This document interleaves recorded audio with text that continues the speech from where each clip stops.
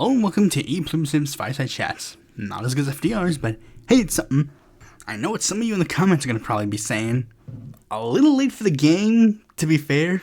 Yes, I know, but I need to virtue signal and make a podcast somehow. With that out of the way, let's get right into the news.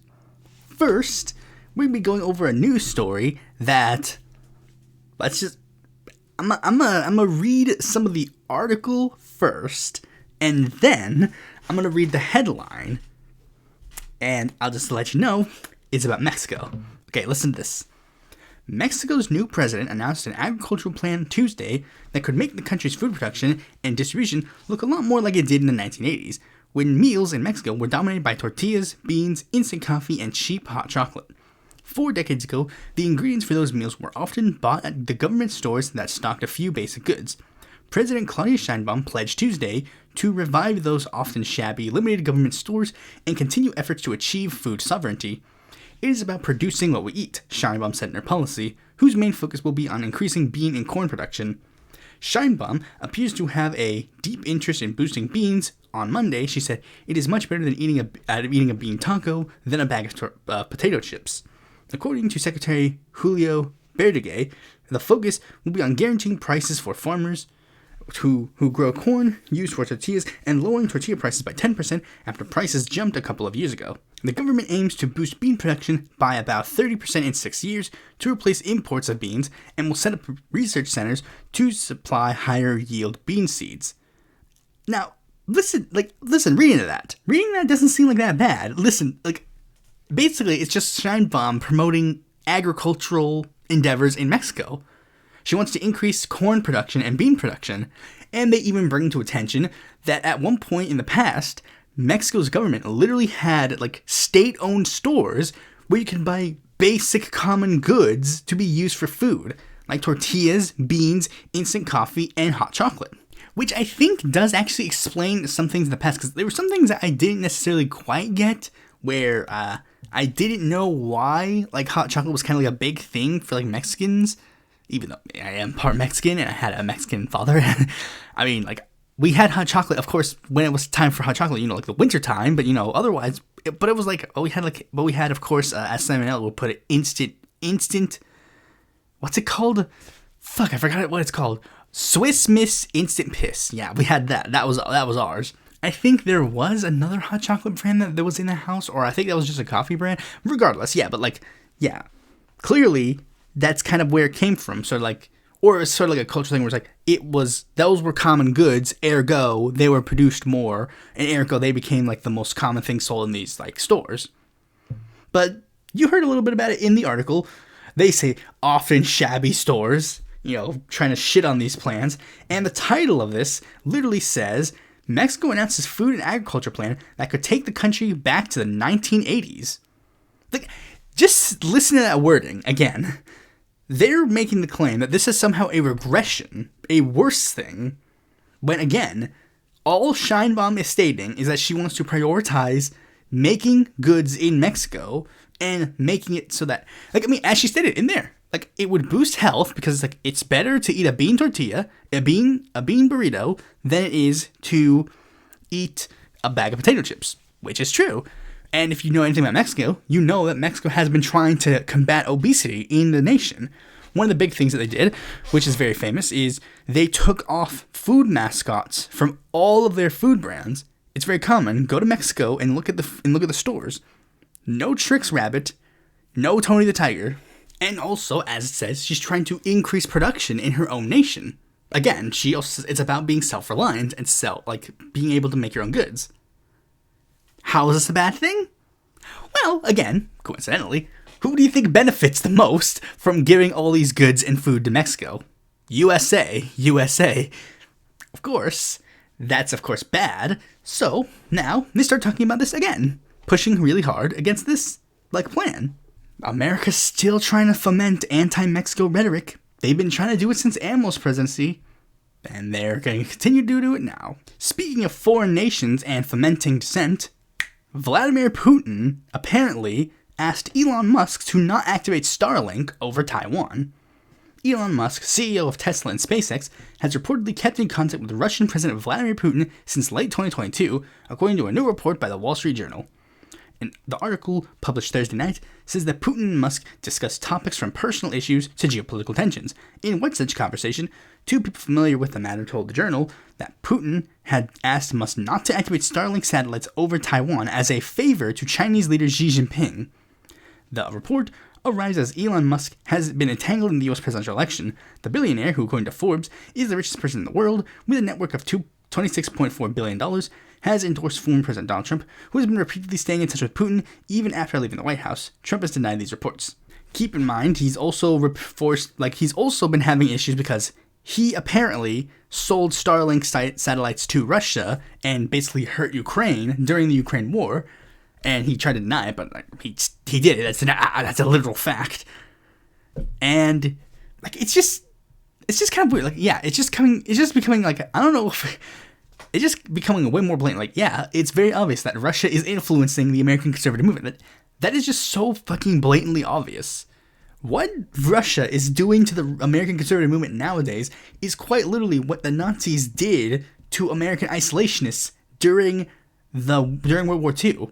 And it's just really just weird that it's just so blatantly obvious, and yet for some reason there won't be any action done. Everyone will just move on with the next of their day, and they'll just be like, yeah, whatever. One that didn't make a news story is the fact that Tim Pool, literally, magically, coincidentally, when it's discovered that Russians were giving money to his organization, and the money suddenly stops, magically, all of a sudden, he's like, I don't want to do this show anymore. Coincidence? I think not. Much in the same way, coincidentally, when this happens, now all of a sudden the new norm, who I didn't even know that they never even made a fucking episode. They've just been weirdly on Twitter, randomly just shitposting. Now they're just yeah, let's talk about Vladimir Putin. We're gonna have Putin as a guest star in this episode. It's huh? What? These guys are just so obviously blatant grifters. It's just so fucking weird. And then conservatives are just no, we're free thinkers. We're free thinkers. There's no such thing as a conservative free thinker. All conservatives are cuckolds. Speaking of cuckolds, Tulsi Gabbard, shock of all shocks, Tulsi Gabbard has made the stunning announcement that she is joining the BJP.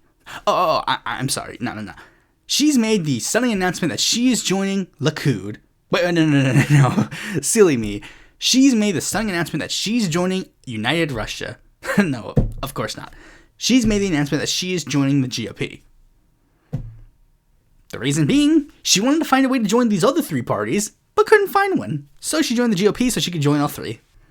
I mean, I included this segment specifically because I could make that joke, because that's the first joke I made when I made that. It's it's no secret that Tulsi Gabbard's basically been trying to join the GOP for years now. It's just fucking obvious weird that people. One big thing that a lot of people have been trying to do is trying to figure out why did Tulsi change so drastically over the course of all these years? She went from endorsing Bernie Sanders to Donald Trump. Now, here's the thing. There are a lot of people who went from endorsing Bernie Sanders to Donald Trump. Most of them, of course, are white guys who didn't really give a shit about anything that Bernie Sanders has actually said, and basically were just running against him we're purely based on vibes. But the thing is, most of that has already been happening. Most of that has already happened, but there's this weird thing where it's a lot of them are just now kind of doing it now again for some reason. I guess we can point out some examples. Jimmy Dore, Jackson Hinkle, a bunch of these other people. They were literally Bernie-crats, borderline socialists, and now magically, for some reason, they're backing Donald Trump, openly backing Donald Trump. Jimmy Dore, for lack of a better term, has essentially endorsed Donald Trump and said Donald Trump is the people's candidate or whatever. And there are a lot of people who are trying to figure out again why. And the simple answer is very obvious. She is the Ernest Lundeen of this movement. That's kind of the most basic obvious answer. She is Ernest Lundeen. I guess I can actually make I could maybe not a video directly, but I think it'll be a fun thing. She is Ernest Lundeen essentially. It's kind of hitting me a lot more now. Yeah, she is very much like Ernest Lundeen. They started out and they seemingly looked like just nice, normal, run of the mill in their party, but then magically they start getting some money from foreign people.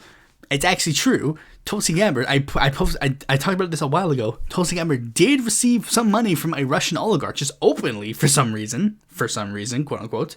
And then magically, their views magically change.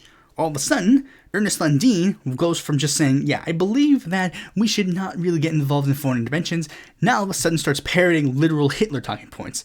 Same thing with Tulsi Gabbard, where it's like, on one end, she starts out by saying, like, yeah, I just don't believe that we should be getting involved in these foreign wars. Then all of a sudden, magically, she starts going like, actually, we blew up the Nord Stream pipeline. It's like, it's very obvious where the shift magically comes from.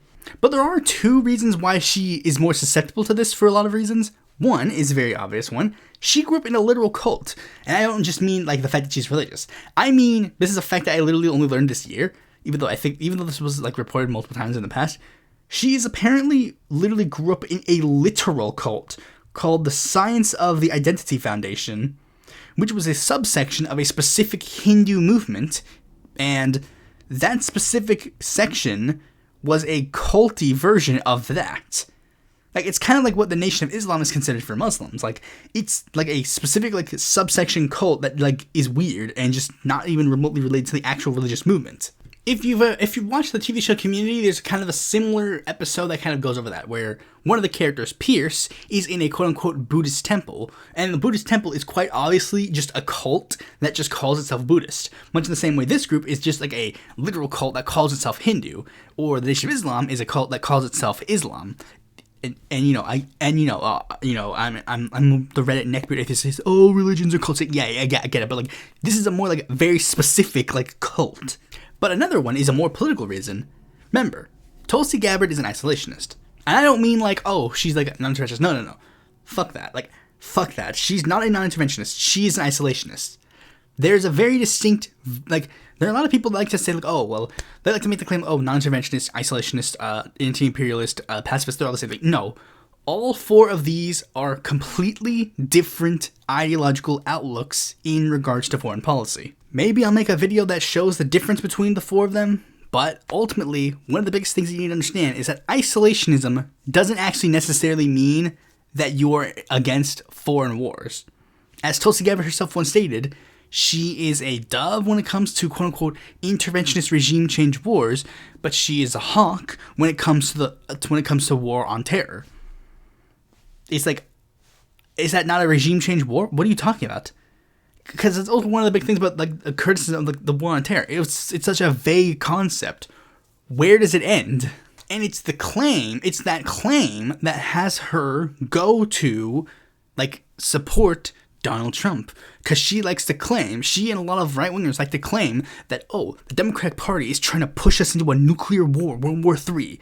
It's such an insane, ludicrous talking point. It's just like, there is no point in engaging with it. Because it's just like, in no sense of the word is that right. But they somehow genuinely believe that that is the case. Ignoring the fact that literally under Trump's administration, he has been more hawkish in foreign interventions than Joe Biden has ever been in his... I mean, I that's a bit of a bold statement, but I was gonna say I refrained myself from saying it just because it's like, let's just stick to presidencies. Mr. Beat literally did a video just recently where he literally compared their presidencies in regards to foreign interventions. I don't think he didn't go far enough because I think he purely focused on like, drone warfare and stuff. No, wait, he might have. I don't know if he mentioned the Venezuela interventions or whatever, but like otherwise the video is pretty fine. I'll link it in the video somewhere or like link it in the comments or whatever. But the thing about isolation is that they don't care about going to war or not. Only if it quote unquote like affects American interests to an extent. Like, I mean, Tulsi Gabbard and Donald Trump, they both love and support Israel. Israel is literally trying to goad us into a war with Iran right now, and they will both happily jump on Israel's cock to do that. And lover of like the biggest like pure isolationist in American political history currently that I can think of, well, not currently, but like in modern American history, Ron Paul literally was caught trying to overthrow the government of Dominica after they elected a black woman to be their president or prime minister. But either way, there was a white party and there was a black party. Well, they weren't white and black parties, but like there was a party led by a black woman and a party led by a white man. And after they didn't elect the white man's party, a bunch of white supremacists got together and like, oh, and Ron Paul was apparently in that room as well, and he funded them to go and overthrow the government. And in a very ironic twist, the white man's party was literally a socialist party, and the black woman was a conservative. So it's like really weird that is, it's pretty obvious that it's just purely like white versus black in their mind. But yeah, this is not surprising at all. Tulsi Gabbard, again, she wanted to join Likud, she wanted to join the BJP, she wanted to join United Russia. She couldn't, so she joined this party. Speaking of parties and joining them, well, this isn't really about a political party. This is more like the party of an... Let's just move on. State Assembly member Zohran Mamdani joins the NYC mayoral race as the newest challenger for Mayor Abrams. Zohran Mamdani, a progressive state assembly member from Queens, has filed paperwork to run in next year's primary race to become New York City mayor. He plans to formally announce his candidacy on Wednesday. He already did by the time this episode comes out, and I saw it on as it says, it was written apparently right before he announced, but I remember seeing an announcement on the video first, regardless. Mamdani is the 5th Democrat to enter the incredibly fluid race to unseat embattled Mayor Eric Adams, and the most left-leaning. The incumbent mayor has said that he intends to run for re-election, even as he faces potentially lengthy trial of federal corruption charges. Although Adams has pleaded not guilty, some New Yorkers have called for his resignation, including this candidate. In an interview, Mamdani described City Hall as engulfed in corruption, but while several challengers have chosen to focus on managerial competence over politics, Mamdani said that he is planning a campaign to run progressive and democratic socialist platform. New Yorkers are being crushed by rent and childcare, Mamdani says. Working people are being pushed out of the city that they built, and Eric Adams has no answer to the crisis. And apparently there is somewhat good news for him, because apparently in the first 24 hours, he raised $139,000, which is a pretty good haul for the first day, apparently. And another piece of good news is that apparently, like, the only person in New York politics that I really know in New York City politics specifically, that I really knew much about that could have persuaded me to, like, back someone different, I guess technically two. The first one is Jabari Brisport, the one I was going to mention, because he apparently endorsed this guy, so he's out of the race. Jumaine Williams is still in there, but purely because he's kind of offering himself as, like, I'll run if, anything happens to Adams, which, I'm not sure if that's going to happen, so, like, he's just basically there as, like, a maybe option. But it doesn't really matter either way, because, of course, if you know, there's ranked choice voting in New York City, and so then there are people like, there's going to be a good way to settle this matter, is it? Well, that's where we're going to have to get into a little bit of a problem, because, that's kind of what didn't something like that happen last time to an extent? And that's where I'm going to have to extend one criticism to the progressives and the left that happened in the last race, and a way we can improve upon ourselves with this race. And one big thing that a lot of people pointed out that is a huge problem is the fact that there are a lot of candidates. And of course, ranked choice voting, doesn't really matter. Again, a lot of candidates, of course, you're going to rank them. But there's a bit of a problem, because if you split the vote too much, then it's going to lead into a little bit of problems, especially if you don't have a plan. And that's one big problem with what happened last time. There was literally no plan on what they were going to do in this race. In the New York City mayoral race, last time, the three main progressive candidates were Dianne Morales, Scott Stringer, and Maya Wiley. And they were all three kind of like generally seen as like the mainstream candidates for like the progressives. But the problem is, everybody generally knew that, these three would probably be on our rankings, but they didn't really agree on what a plan was for, who to rank where. There was really no plan. Originally there was a plan. I think there was, one group in New York that did, Morales, Stringer, Wiley, but then controversies happened between Morales and Stringer, which I'll get into in a little bit with one of them in particular, but, that ended up causing them to be I don't know, so then they ended up just kind of at the last minute coalescing around Wiley, and unfortunately, that didn't pan out because a lot of the other candidates in the race kind of had extreme, noticeable de facto options. Andrew Yang kind of had his base politically covered. Eric Adams kind of had his base explicitly covered as well, which of course led to him winning. And currently, a lot of people are kind of facing a similar problem with this race. There are, as the article mentioned, there are 5 people who are running against Eric Adams in the primary. All of them have allegations of them being progressive. Like, they all claim we are the progressive candidate. Brad Lander, Zohran Mamdani, Zelnor Myrie, Jessica Ramos, and Scott Stringer. And each of them also have some issues with those sort of, like, things. Like, I mean, Stringer is a sexual harasser. Ramos has, like, endorsed she's made some strange endorsements in a couple of races.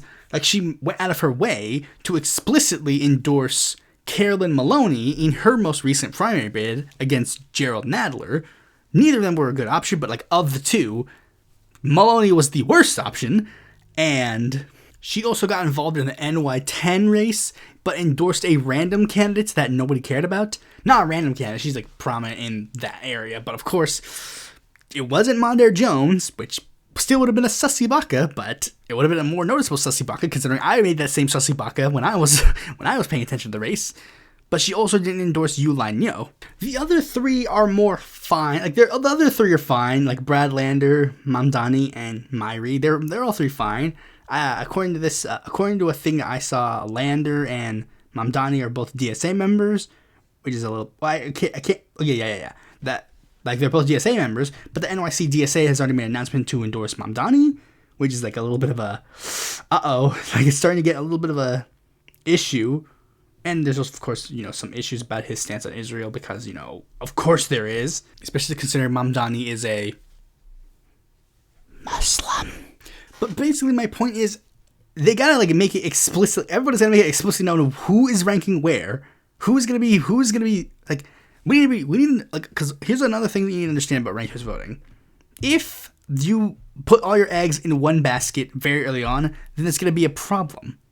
Like, let's just say, hypothetically, Lander is seen by a lot of people as the de facto candidate that will win. What happens if Mamdani does really well in the race, and then when it's inevitably just him, Mamdani, and Adams, and then Lander just doesn't have enough votes, and then those votes get eliminated? What happens if none of those people thought that Lander was going to be anywhere remotely less than the number one candidate? So what if they just... like, the same thing happened with Sarah Palin in the last Alaska House race, where it's like, since she was so prominent, she swallowed up too much support in the first round that when inevitably Bekich ended up going forward, it didn't really turn out so well. Like, he didn't go forward in the sense that he was, like, the last candidate against Peltola, but it was, like... It makes more sense when other people explain it than when I explain it. But basically, New York City leftists... What's the plan? I need a plan. You need to give me explicitly 1, 2, 3. Like, these candidates need to get together and explicitly go, like, and it's not even just, like, we need them to, like, just say, like, oh, rank all of us on the different ballots. But we need people to explicitly, like, we need to rank me first, then this person, then this person.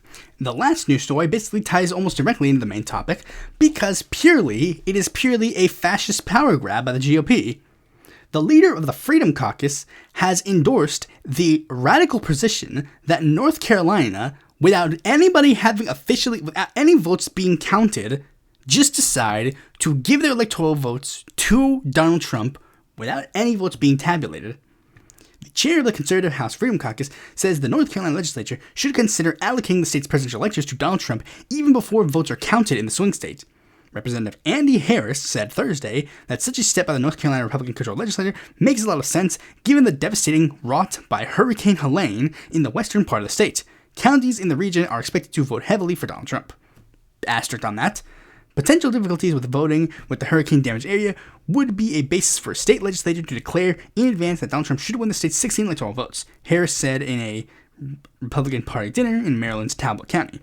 You statistically can go and say, look, you got disenfranchised in 25 counties. You know what the vote probably would have been, Harris, like Andy said in an exchange with the speaker in the dinner, which would be if I were in the legislature enough to go, yeah, we have to convene the legislature. We can't disenfranchise the voters.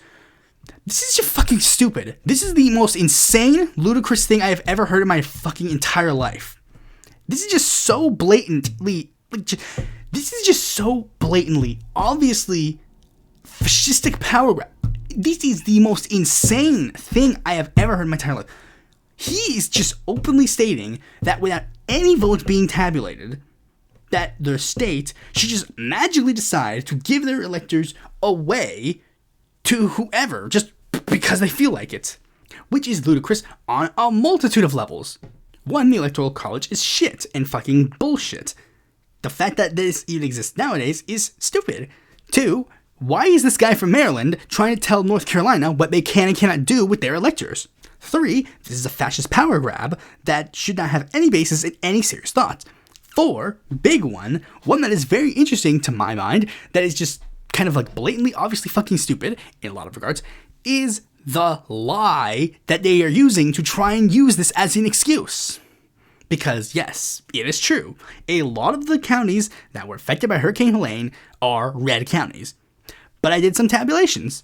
The one county that was affected the worst by Hurricane Helene is Buncombe County, the county of the city of Asheville, which is literally one of the bluest, deep blue areas in North Carolina. That is one of the things that always perplexed me about this hurricane news, because a lot of Republicans are like just jerking themselves off about like, oh, Asheville's hurt so bad. It's like, they are like the bluest area in North Carolina. Why are you complaining about Asheville? You guys are the same people that are like, yeah, we should not give funding to California for the wildfires. Meanwhile, you guys are coming yourselves over Asheville because you have this insane viewpoint about this fact. And all the other counties that are Republican, because there are a lot of Republican counties in that area that were affected by Hurricane Helene. Here's an interesting fact about them. Did you know they actually have low populations? Interesting, like, because literally, it's like Buncombe County. It's like, it has like, the winner of the election in that county has like 25,000 people voting for Harris or voting for Biden.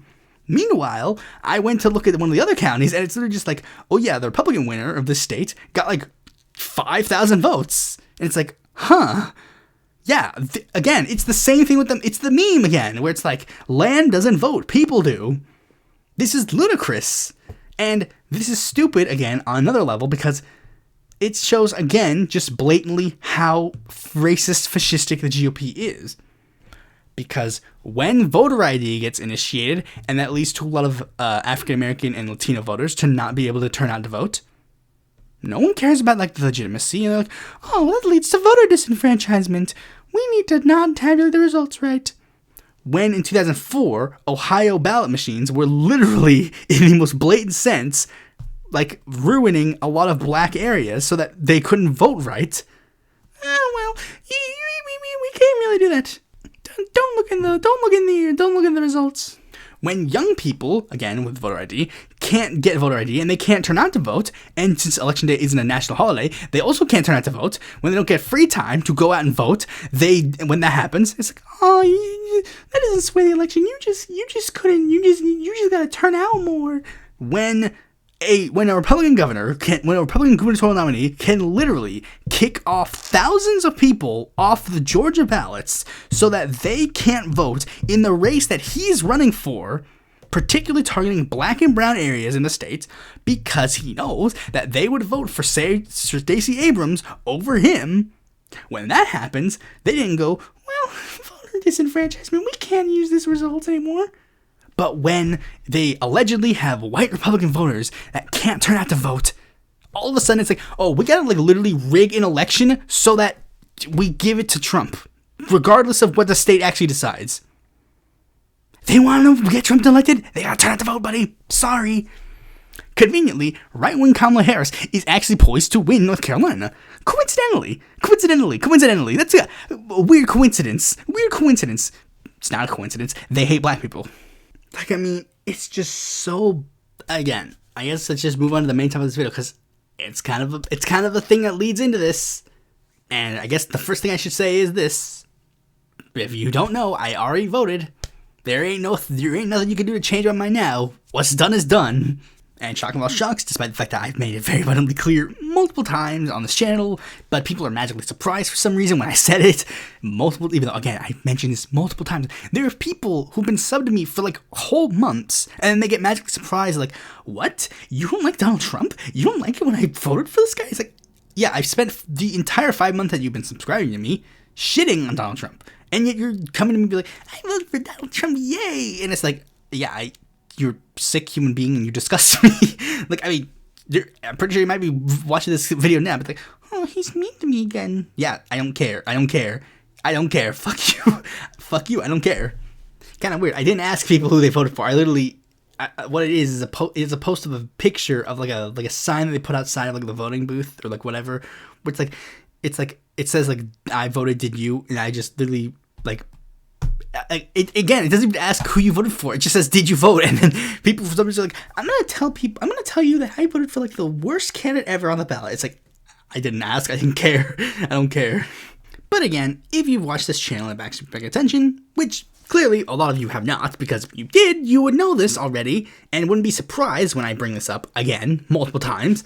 But I have been critical of people who do not vote for the Democratic ticket in this election, particularly those who are Jill Stein. Like, particularly, I've been very heavily critical of Jill Stein. I was critical, and one big thing that I think really boils down to why, one reason why I guess I should make it explain, I guess, especially considering very early on, I guess I'll just restart.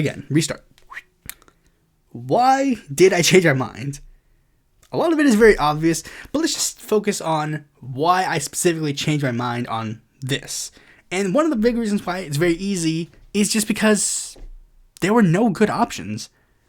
I'll be real, if there was a good left-wing option on the ballot, I might have been full ready to be like, yes, I support this person, but there wasn't. That is a genuine fact. If you watch my video on Jill Stein, you'll see all the criticisms I have of her specifically. And I've made multiple news story segments in the past that have explained why I've been critical of Cornel West. To recap again, neither of these two have any viable political campaign infrastructure.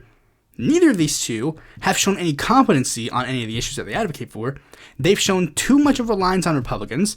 They are just absolutely shitty candidates that at the end of the day will ultimately accomplish nothing because there is no scenario where they can win the election, much less any way that they can actually fulfill their platform.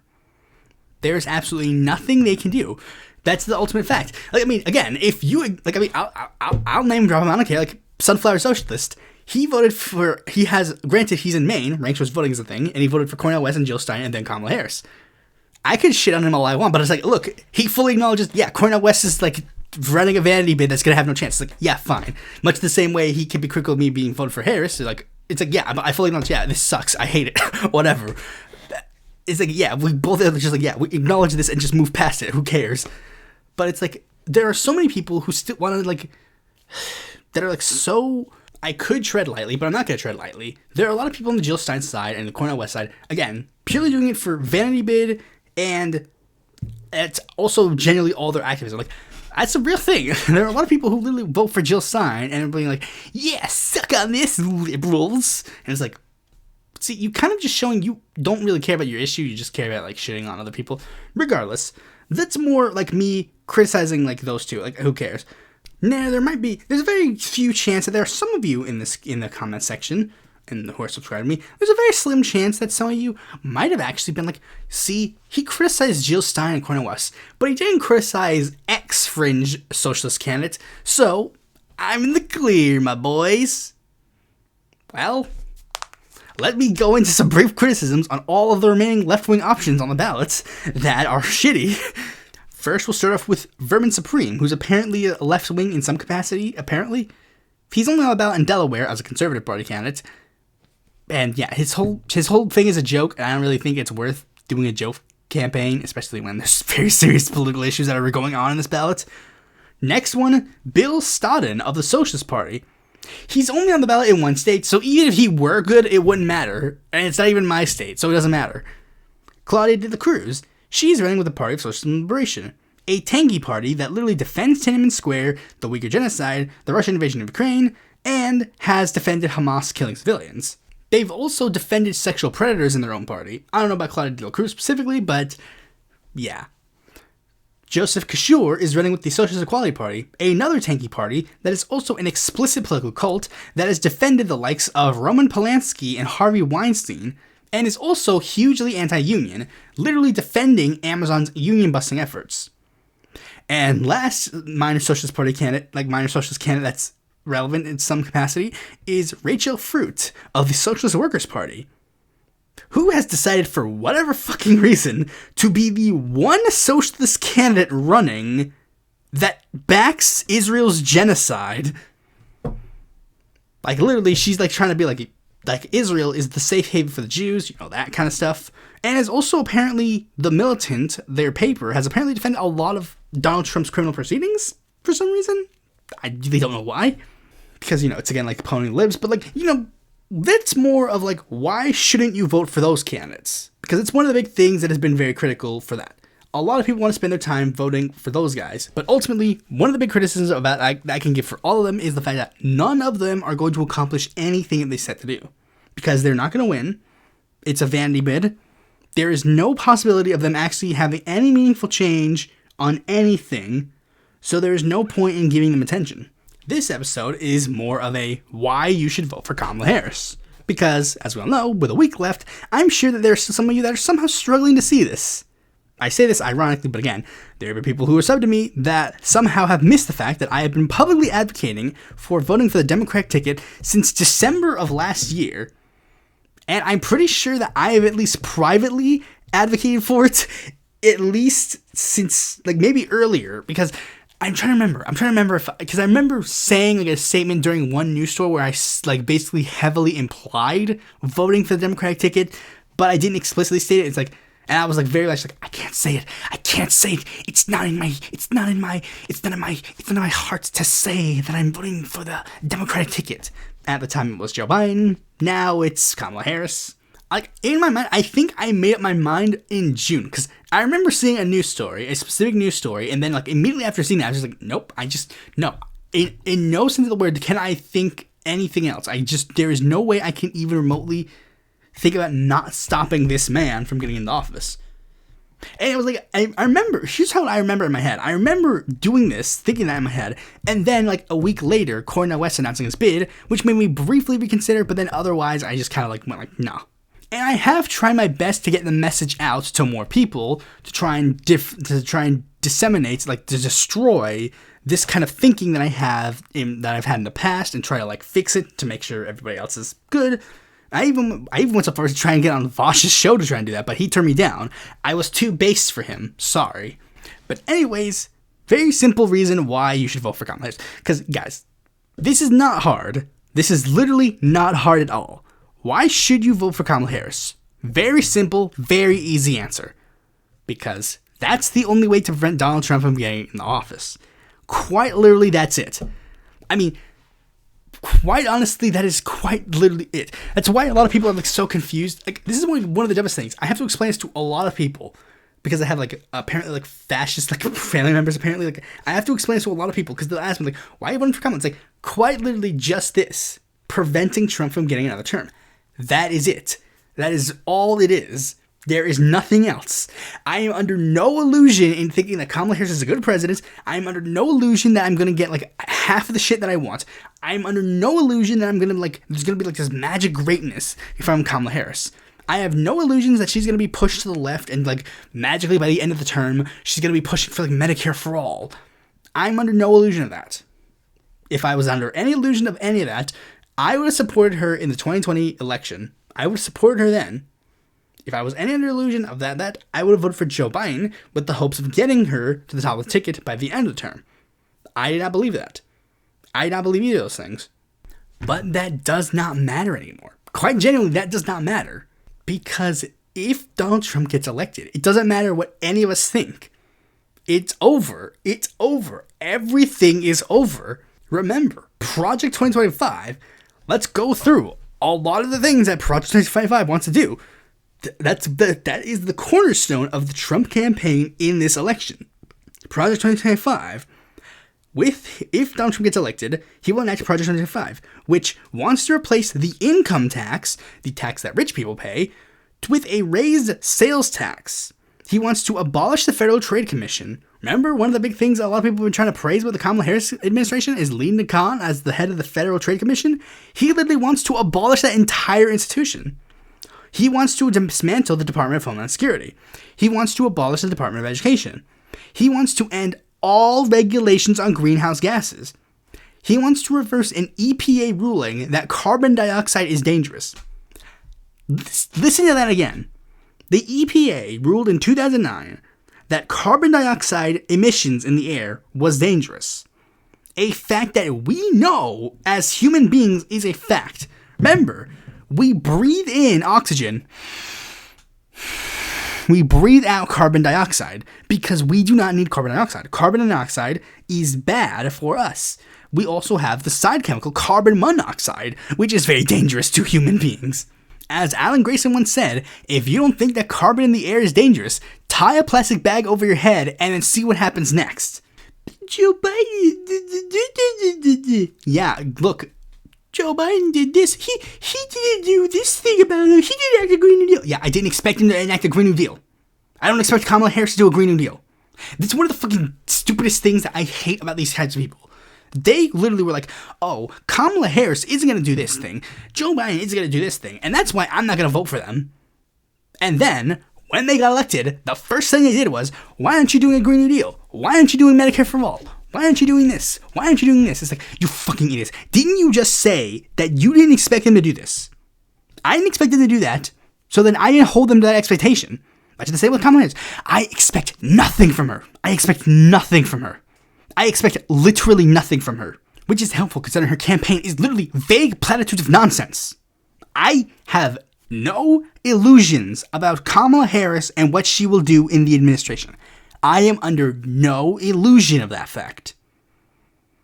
But she will prevent Trump from getting into office. That is it.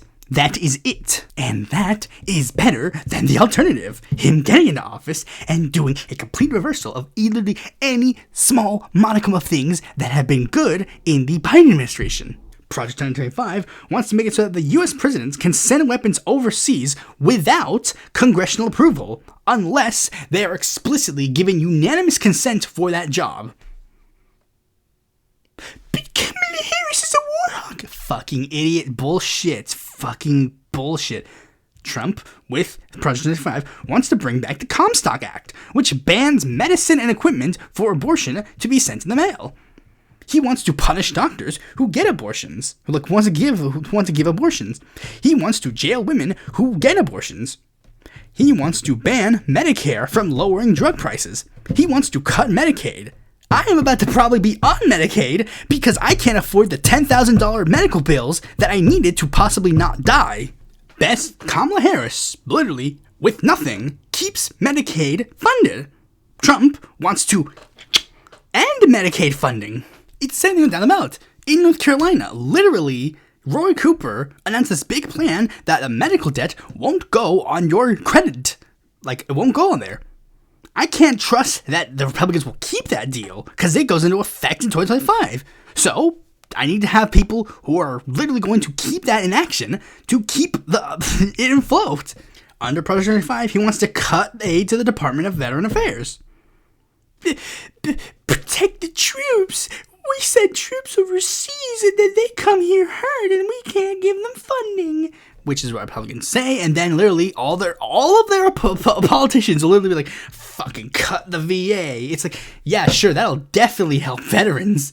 He wants to force the National Institute of Health from allowing women to participate in their medical practices because he claims that they're like forcing diversity because they hire women doctors to be part of the facility. He wants to ban the Commission for Disease Control from giving out health advice, the explicit thing they are supposed to be doing. He wants to ban the Federal Elections Commission from combating election misinformation. Does that not sound like a bad idea? Like, literally, he wants to make it so that the Federal Election Commission can't go, hey guys, I've been hearing a lot of like facts about this election that are wrong, so we're going to correct the record. He wants to be like, nope, you can't do that. Trump, with Project 25, wants to enact mass deportation of immigrants, which will ruin the American economy. Also, not ignoring the fact that that is like a fucking inhumane piece of shit crisis. There are Republicans who got radicalized because there's a picture of a Mexican immigrant that had a gun pointed at them, and now, for some reason, they want to enact that same policy nationwide. And don't take my word for it. There have been people who literally said, like, they pose a very specific hypothetical. A woman who is an old elderly woman whose who fled to America when she was relatively young, and then she birthed 3 children. What happens? And then Trump supporters openly stated that they're open to blackbagging her, and then putting that on national news to be a warning to future immigrants. Like, rather than addressing the root problem of immigration, like poverty in the worldwide, like mass raping and pillaging of the fucking foreign lands, or even a basic thing like making the process of becoming an immigrant easier. Like, literally, there was a piece of paper. I would love to show this to my parent, but like they already voted. But like it's just so fucking ludicrous. It's like, why don't they just come here legally? It's like, there's like a massive big image of like, here is the process to become an immigrant legally, and it is a massive process. It costs a shit ton of money. It costs like $10,000 to get in this country legally, so they can weed out the undesirables. With this plan, he wants to end birthright citizenship, which is a huge fucking problem for a lot of reasons. Where does this start? Where does this end? Does this, like, we end birthright citizenship from here forward? Is this a retroactive bill? Because that happens also as well, where there'll be retroactive bills that'll be introduced. What does this mean for them? And how does this work for a situation where it's like a green, like what is the situation? How does this work? The GOP openly talks about deporting illegal immigrants. We can't trust them shit on immigration. They want to use law enforcement to target protesters and journalists who disagree with them. They want to cut funding from schools that teach about systemic oppression, including slavery. Think about that. Remember, they already want to just flat out cut funding to education, period. But they also want to just explicitly make sure that, in the meantime, schools that teach about this stuff are forbidden from getting this money. They want to forbid hospitals from getting Medicaid funding if they do any gender-affirming care.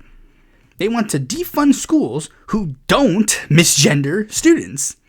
They want to put the Department of Justice under direct control of the U.S. president. They want to put the Federal Communications Commission under direct control of the government. That's the story that made me immediately go, I saw that immediately, and then I was like, yep, I can't back anyone else. I can't back anybody else. There is no situation where I can't prevent this man from getting in the office. Donald Trump and the GOP explicitly wants to ban pornography from existing in the United States. Now, that's one thing for a lot of you, but also they want to make it so that explaining what trans people are is considered pornography. Much in the same way where the GOP is like, we want to make sure that groomers have the ability to get the death penalty, and then coincidentally want to make it so that people like trans people are considered groomers. Do you not see the connection there? And they have an explicit plan, Project 2025, that explains how they are going to enact this plan. That they want to fire everybody in the executive branch who is not loyal to Trump. That they explicitly want to make sure that anybody who wants to apply for that test takes a test, like who wants to apply for that position, gets a test. And that test explicitly asks them, what do you think about current U.S. presidential figures?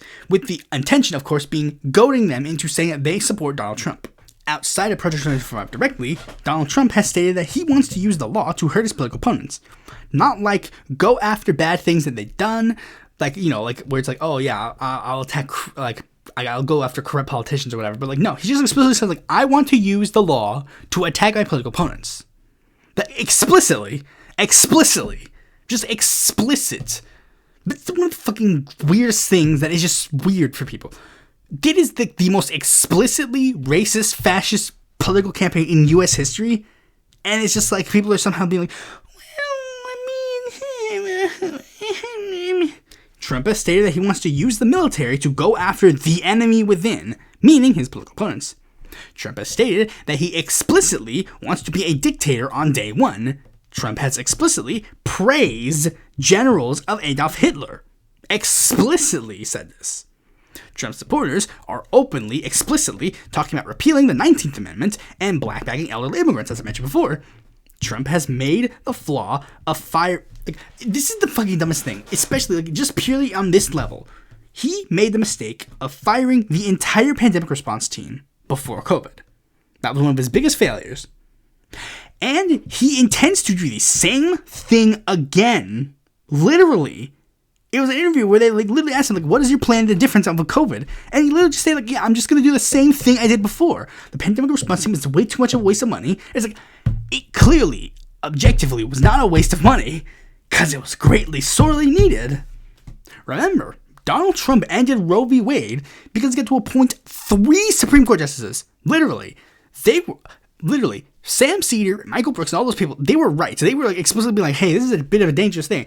Having Donald Trump be able to appoint 3 justices to the Supreme Court is very, like, weird. Like, I mean, I don't even think they explicitly said 3. I think they just said, like, he would appoint 2. Like, they were worried that 2. Like, they were worried that Ginsburg would die, and they, of course, knew that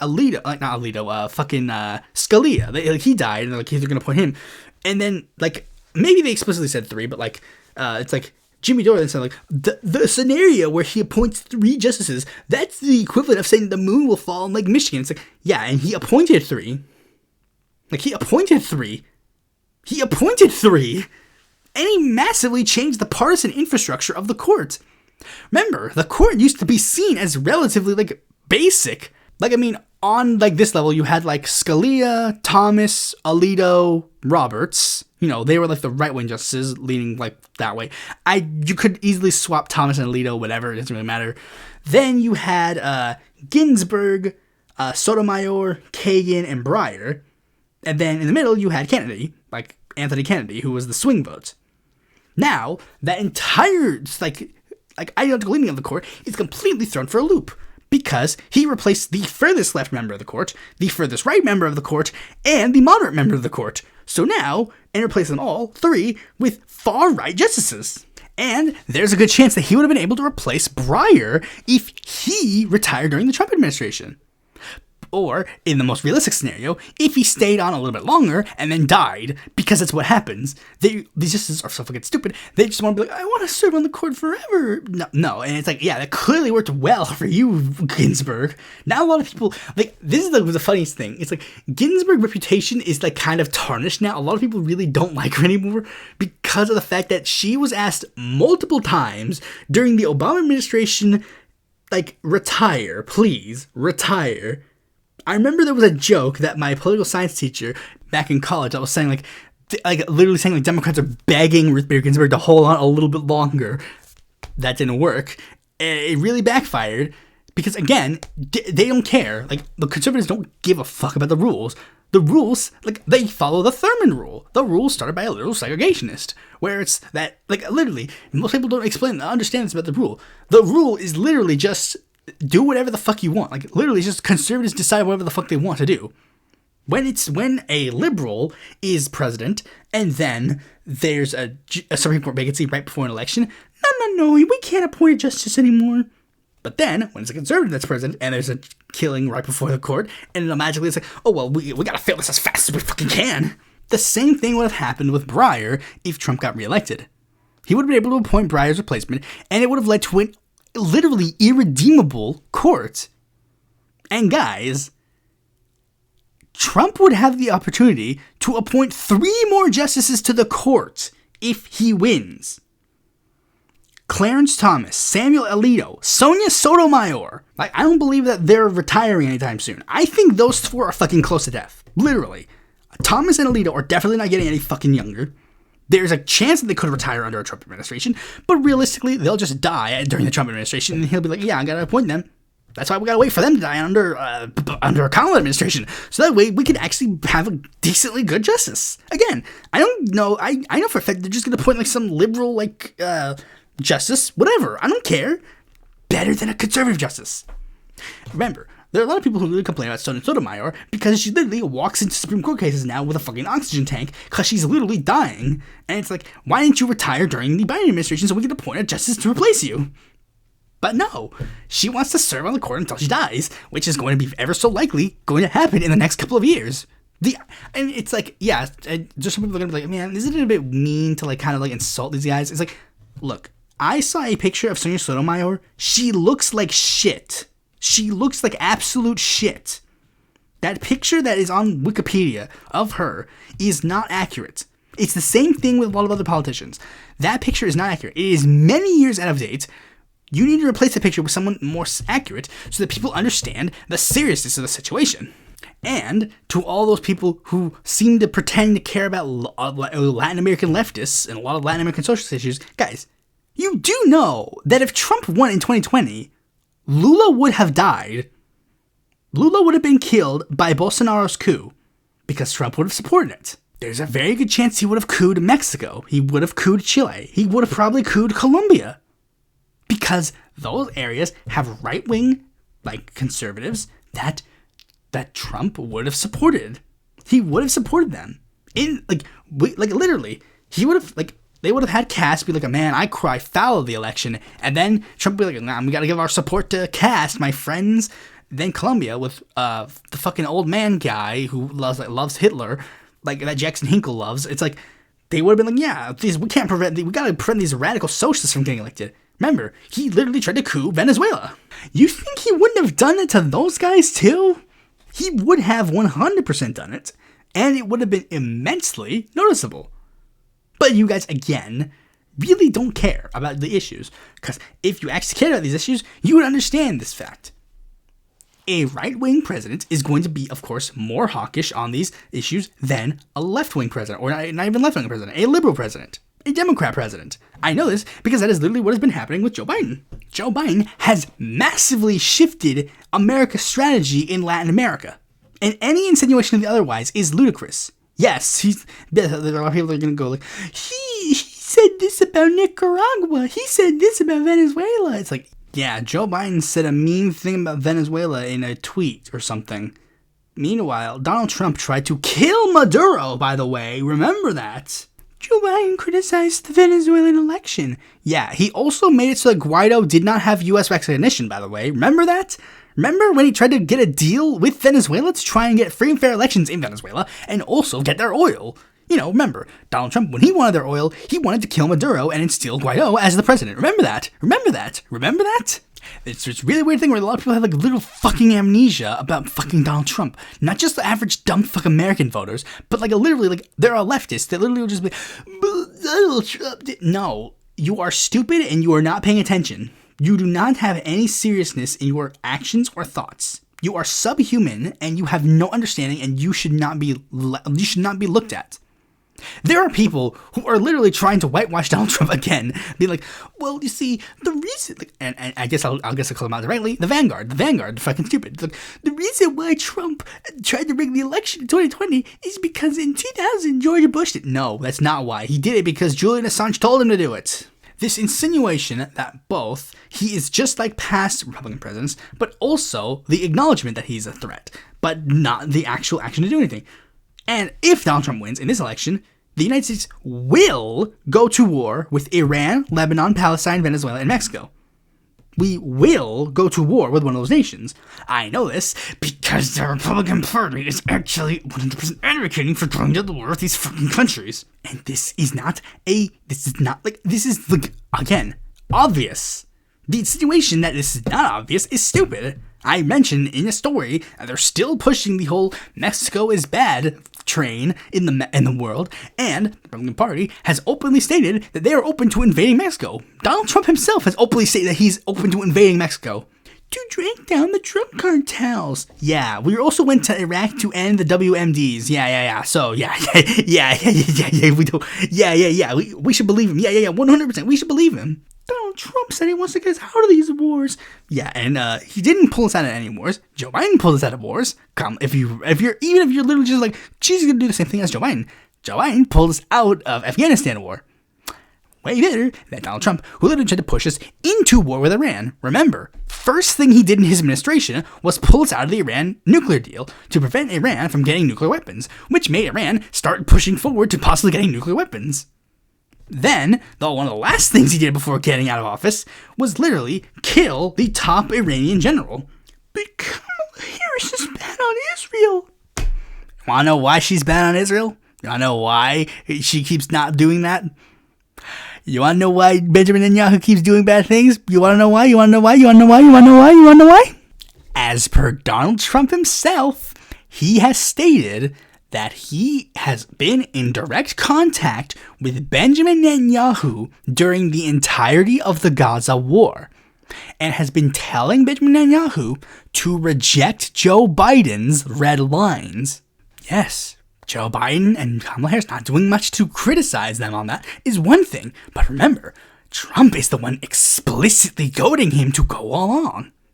And every single poll that has been done in Israel, yes, this is the thing that they apparently poll in Israel, is literally they ask them, who would you want to be president of the United States? And they overwhelmingly pick Donald Trump, because Donald Trump has stated explicitly he wants them to finish the job.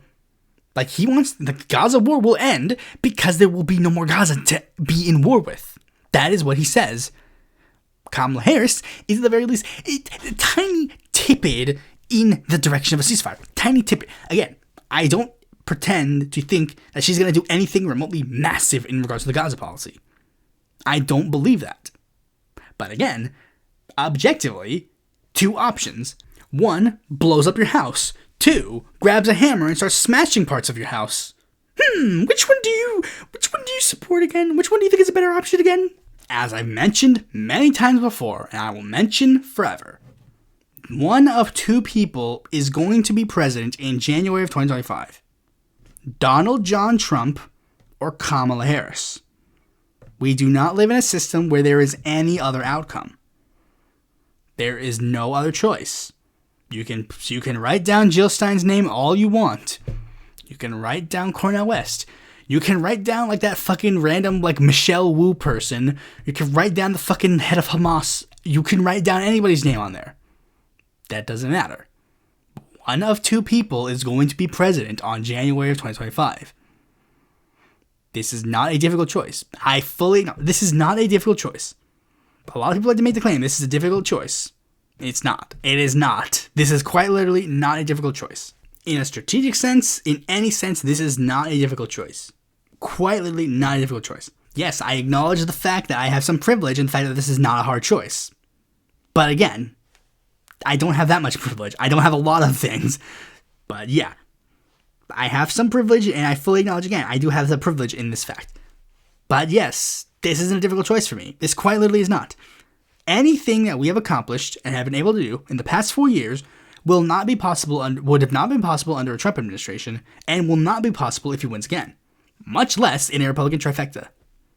Unless Biden can push for some new justices in the last month of his administration, or we can somehow massively turn the tide in the Senate and House elections, the best course of action is literally just make sure Kamala Harris wins. Again, I have no belief that Kamala Harris will be an amazing president. Allow me to edit a Bernie quote about this election. When I go around talking about Kamala Harris, I would say that if elected, I felt Kamala Harris was going to be a pretty bad president. Now, sometimes you have to make painful decisions. If you go around saying that Harris would be a great president, you would be a liar and a hypocrite. Now, listen to this. Listen to this. This is the thing about this quote. This quote is 40 years old, from 1984. This is Bernie Sanders talking about the possibility of electing Walter Mondale for president. Walter Mondale, to this day, is considered one of the better Democratic presidents. Bernie did not like Mondale. He hated Mondale. But the options were Reagan or Mondale. Literally, he and quite literally, again, this is almost similar, I am Bernie 2.0. In a year that ended in 1980, 2020, we backed a third-party candidate. Then, things happened, and then, by the next one, we felt more confident about this other option. And Bernie's never backed a third-party candidate for president since. Never. He saw what happened under Reagan. And he's like, never again. I'm not going to be involved in any remote chance of not allowing... I want to prevent this from happening again. Again, same thing with Kamala. I have no ill will. I have no belief that Kamala Harris will do anything amazing. I don't believe that she's going to immediately be like, yes, when I get elected, immediately passing genocide is no more. But she'll prolong it enough for us to possibly push for its end. It'll be prolonged, and it will be able for us to push further. That will be a significantly harder option now that we have lost certain other members of Congress, like Cory Bush and Jamal Bowman. But if we keep pushing, we could possibly do something better. Maybe we'll get like a fourth of what we want. I mean, at best, maybe we'll get like a month-long ceasefire where there's a hostage switch or whatever, and then maybe there's like something there. I don't believe that she's going to be a vanguard for the working class. But she's not going to bust every single union in this country. I don't believe that she's going to push for a Green New Deal. But she won't end literally every single environmental regulation. I don't believe that she's going to bring us Medicare for all. But she's not going to completely cut Medicaid and Medicare. We're not picking a president that we like or we'll be friends with. I have not had that illusion at all. I stopped believing that we were going to have a good president on April 25th of 2023, the day Joe Biden announced that he was running for re-election. I had no belief that we were going to have any good choices for this election. And I said the best course of action for the left for this election is to focus on down-the-ballot races, possibly get some good candidates in these open blue seats, and then maybe we can push for something further in a possible Biden or Kamala administration. And guess what? No one fucking listened to me. Blue seats were left fucking open for the moderates to swoop up, eat, and now they're open and they're the candidates that are going to win. There are tons of blue seats that are going to flip in this election cycle because they have moderate candidates, and they are going to do that. We could have been part of the pot. We could have been part of the plan. But no, we didn't do that. Instead, we had a bunch of leftists online being like, #Marianne 2024. We could have been pushing for anything. We could have been pushing for pro-ceasefire candidates all across the nation. That didn't happen. People were so focused on Marianne 2024. People were focused on all this other shit. All they would do was rather piss and shit themselves. Like, Joe Biden's running for re-election. That's all they did. That's all they cared about. And then they jumped to the Green Party when it was time for their next stupid vanity bit. And they jumped to Cornel West whenever it was his time. Whatever. They didn't focus on any of those down-the-ballot races. And guess what? Now we're fucked. The best course of action in the down-the-ballot races is maybe, possibly, David Kim, possibly him. Maybe get him in, and then the net loss in Congress would be 1. We couldn't even fucking coalesce around Barbara Lee. Are you kidding me? Because the left would rather focus on just shitting on liberals over and over and over again. I get it. Shitting on liberals is fun. But guys, we could have done so much this year. But instead, we focused on fucking useless vanity bids and nonsense. Again, it's not even just a lot of these guys didn't even fucking focus on protesting or anything remotely valuable. They focused on shitting on Cory Bush for not being progressive enough on Palestine. You fucking absolute idiots. This is so infuriating because there is so much we could have done and we didn't do jack fucking shit. And now we're in a bad situation and people are crying about it and be like, why don't we have any better solutions? Because you didn't do shit. You did nothing. You did absolutely nothing. You worthless pieces of shit. You did nothing. And bro, my ceasefire with liberals ends when Kamala Harris gets inaugurated. Quite literally, when she gets inaugurated, that's when the ceasefire ends. I mean this because I've had a podcast idea that I've been explicitly holding off this year. It's an idea I had this year where it was basically the podcast title is called "Liberals Are Not Your Friends." And basically, it was kind of me explaining my whole process of believing liberals are not your friends. They're the people that we work with to get the needs in the immediate sense. But then otherwise, we either try to radicalize them or we try to if they don't end up becoming useful to us, we cut ties with them because ultimately liberals do the same to us. So it's whatever. But I didn't want to get the wrong idea, especially because, with the title itself, I didn't want people to get the wrong idea. Be that's why we shouldn't vote for Kamala Harris. It's no, vote for Kamala Harris. Yeah, 100% vote for Kamala Harris. 100%. There are a lot of people who are trying to make the claim that this is a hard choice. Again, it's not. It's not a hard choice. This is the easiest part of the political process. This is the easiest part.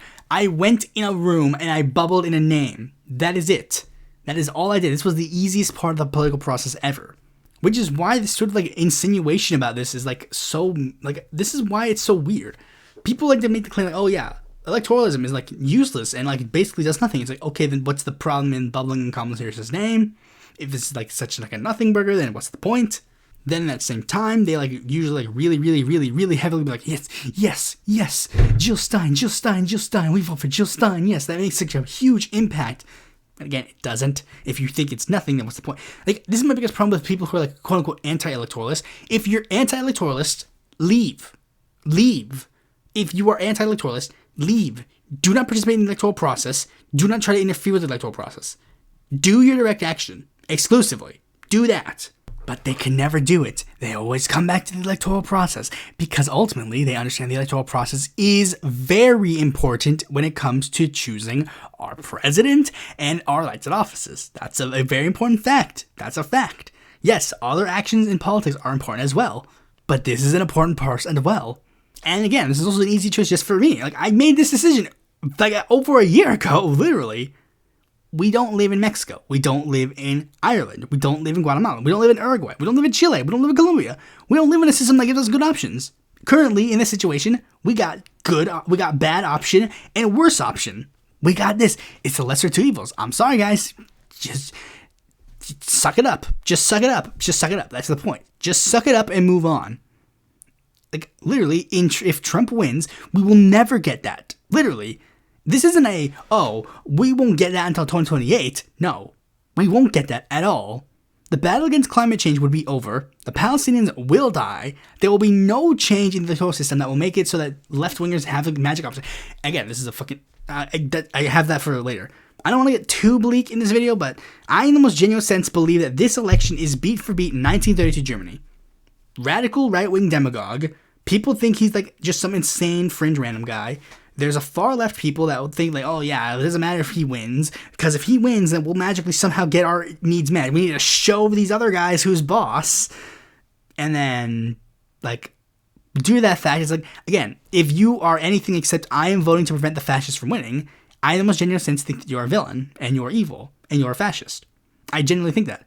You're stating you want to repeat the exact same mistake that the German communists made that led them to the camps. If you want to kill yourself, do it on your own time, genuinely.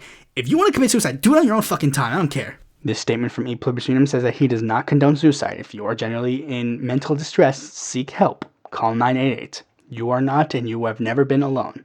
But I want to live a nice long life. And given all the things that Trump has stated in that under his possible second term, I don't think that's going to be happening. Whether it be the next pandemic, a war that will kill us all, the worsening climate crisis, massive persecution of his political opponents. It won't happen. Like, it won't be going anytime soon. Nacht Hitler Kommanwehr failed. Ernst Thälmann is a traitor and an idiot. And by your own logic, you think it failed. By your own fucking logic, it failed. Because the last time that Donald Trump won, we got the Squad in AOC. And you guys hate the Squad in AOC.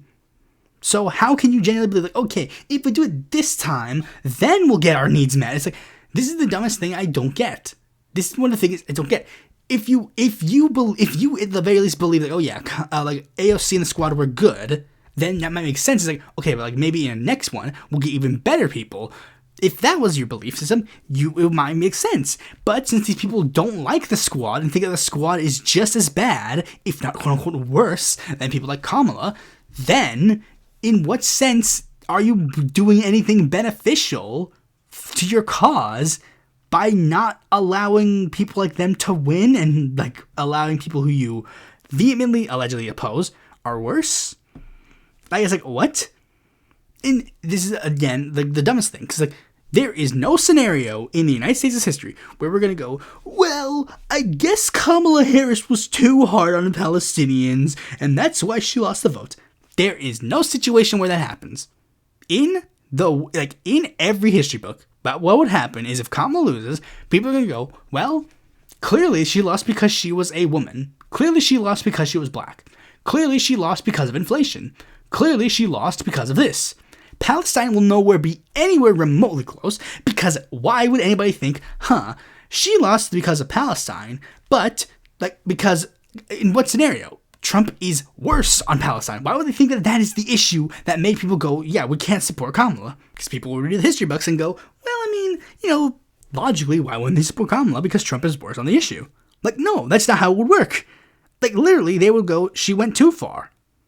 Like, literally, nobody looks at George McGovern and says, well, maybe he lost because it was too moderate on Vietnam, even though that was, to a degree, an issue that some people had.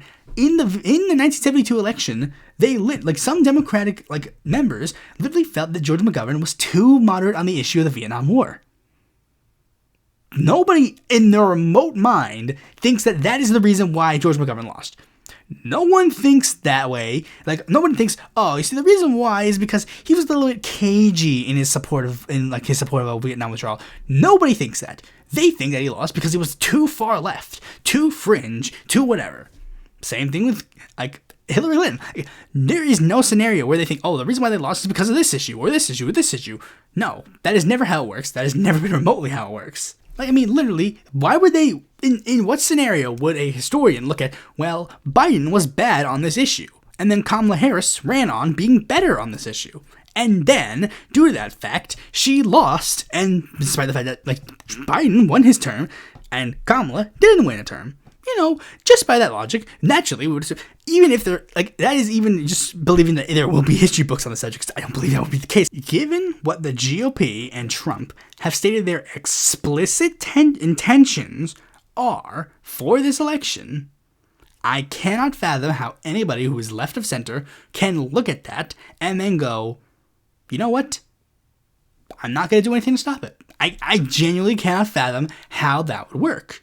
I genuinely cannot fathom that. Like, this is a weird thing. This isn't hypotheticals. This isn't me reading in between lines. I'm looking at explicitly what Trump and the GOP says and does. I don't know why some of you are fucking brain dead stupid about it. That's a lie. I do know why. It's because you don't care about any of these issues. You just want a virtue signal about nonsense. That's what you do. I've seen this a lot. Like, today, as I'm recording this, there were a lot of people that were posting on Twitter. Literally, they were posting pictures of them, you know, being like, hey, I voted for Jill Stein. Suck on that, liberals. And it's like, yeah, like, seriously. And the same thing with me. I posted a thing, and then a bunch of people were commenting about Jill Stein voting. Like, yeah, we're voting for Jill Stein, yes. Nobody was talking about, hey, here's some protests about this issue that we can actually attend. Or, here's a donation link to help Palestinians. No, because that's not what they care about. They don't care about that. They don't care about that at all. I've talked about this before in my Jill Stein episode. She doesn't care about Palestinians. They don't care about Palestinians. If a Palestinian disagrees with them, they're going to be like, fuck you. Like, they don't care. They want a virtue signal and, like, bullshit their nonsense. That's what they want. It's the same thing. It's always, yeah, I put on the libs, guys. Let's get in a circle jerk and come in each other's mouths. Like, that's it. That is what the Green Party is. That is what the Green Party is. That is what the Green Party has always been. It's just a bunch of people who are like, yeah, I'm so smart and so cool. Guys, I know this because I was in that same boat. 8 years ago. I remember sending DNC emails being like, suck on that, Shillery. #Stein 2016. Jill, not Hill. I remember doing all that shit. I was in the exact same boat that a lot of these people who are coming to my channel are. They're like literally doing the same thing I did. Like, young person being like, yeah, I'm going to start a podcast where I'm going to be like, yeah, the Green Party, fuck the Democrats. It's like, yeah, I did literally the exact same thing. Now I'm matured and grown up. I have grown past this, for lack of a better term, reactionary politics. Because this is literally what it is. You spend all of your time shitting on Democrats, and be like, yeah, Greens. That is 99% of your feed. That is all you do. You don't talk about how are we going to build the Green Party. You don't talk about what are we going to do with the Green Party. Your plan is vote green, the end. That is the plan. Because that's what you think political activism is. Because that's what you do with Democrats. You just vote Dems and be done. But that's because they're doing all the activism behind the scenes. They're doing all the other activism over there. You spend most of your time saying, fuck Hillary, fuck the Democrats, fuck Israel, fuck this, fuck that, blah, blah, blah. You're just reacting to what other people are doing. You are not bringing anything of substance of your own to the table. I can do that. I can go, yeah, fuck the Democrats, here's why. You can't do that. You can just say, fuck the Democrats, Green Party good. You can offer no salient criticism of the Democratic Party and offer even less plans for how to build the Green Party. There's this one guy who keeps commenting over and over and over again, the Green Party is viable, the Green Party is viable, the Green Party is viable. And I ask him the same thing over and over and over again. How? And he has never answered because he has nothing. He does not know what he is talking about. Every time I have even remotely criticized the Green Party, he's crying and pissing and shitting himself. Be like, you can't compare them to the Democrats. I'm comparing them to other third parties. Buddy, this isn't my first rodeo. I have been doing this shit for 6 years. I have looked into the histories of multiple third parties in U.S.'s history, seen their successes, seen their falls, seen what makes them tick, seen everything. I have seen directly how the Green Party activates itself outside of an election for president. I have seen how they enact themselves during elections for presidents. I have seen nothing that remotely shows that the Green Party is a viable political party, is worth our time, or anything. I literally was like, I'll give all the options a chance. New political party, Green Party, and DSA. I'll give all 3 of these strategies a chance. Whichever one turns out the best results by 2020, by this time, 4 years from now, I'll make up my mind on what to support next. DSA won. Greens did not win. They weren't the biggest failures in that regard, but they were a massive one as well. To quote Teddy Roosevelt, you guys are insurgents whose only plan is to insurge. You don't have anything else in your ideas. All you do is virtue signal about the Green Party and being like leftier than thou when you can't do that. I don't need a Green Party bid to prove how far to the left I am. I know for a fact I'm significantly left to any of the people commenting on this. Like, any of the people who are going to like remotely criticize me about that, it's like, I 100% know for a fact I am more left-wing than you are. Unless you're willing to show me a political compass that proves otherwise, I know for a fact that I am to the left of you. I am literally a borderline communist, and you're sitting here being like, are you progressive enough to back the Green Party? Fuck out of here, that bullshit. I don't need Green Party to prove how leftier than thou I am. And I get it. I was in your shoes too. I was in your shoes. I felt the need to prove myself to be leftier than thou as well. I was in that shoes as well. I literally dedicated an entire, mini arc of this channel to show why that is a dumb idea, why this is stupid, and why this does not lead to anything good. I genuinely believe that the 2024 election will decide the fate of America. Not for the next 4 years, forever. People like to pretend that elections are not important. That is a fucking lie. If Lincoln wasn't elected, we wouldn't have never gotten in the Civil War and ended slavery. If Bush didn't win, we would have never gone to Iraq. Hell, we're still facing the fallout from the Reagan administration. And as a person who opposes fascism with a burning passion, I will be doing everything in my power to oppose it. And as a pacifist/reformist, I believe that manifests itself as to beating Donald Trump in the election. I do not believe that we're holding him off for now. I genuinely believe that if Trump loses this election, the GOP will be defeated once and for all. If you look at any of the numbers and statistics when it looks into the Gen Z, there is no ground for the GOP left. Will that mean that we have something worse to face off at that time? Maybe. But then we kick the ball. We fight them again. But that's why the fascism and the empire is fighting so hard to win this election. That's why Musk is fighting so hard to buy this election. That's why AIPAC has been funding a lot of money into these candidates. They're trying so hard because they know if they win, then they will be the ones who decide the future. But if we win, we will be the ones to decide the future. Gen Z is going to change politics forever. And hopefully for the better. It looks like the only way we'll even get to that point is if Kamala Harris wins. If Kamala Harris doesn't win, Gen Z will never get the chance to even remotely enact political change. They will not. And in a generation that literally just loves socialism more than capitalism, genuinely, why would you want to throw that away for, the supporting vanity bin, Jill Stein, yes! Guys, we have all the power in our hands right now. It's our job to do things right. Fuck Make America Great Again. Let's make America greater than it has ever been before. The future may look bleak, but I do genuinely believe that we have a chance to make the world a better place. I genuinely believe that. But if we don't actually get our heads on straight and actually try, then we'll never get that chance. Thanks for watching this video. Be sure to like, comment, share, subscribe, and click the bell to be notified when a future video comes out. And if you want more content from me, consider supporting me on Patreon. If you're in this episode, I probably need it.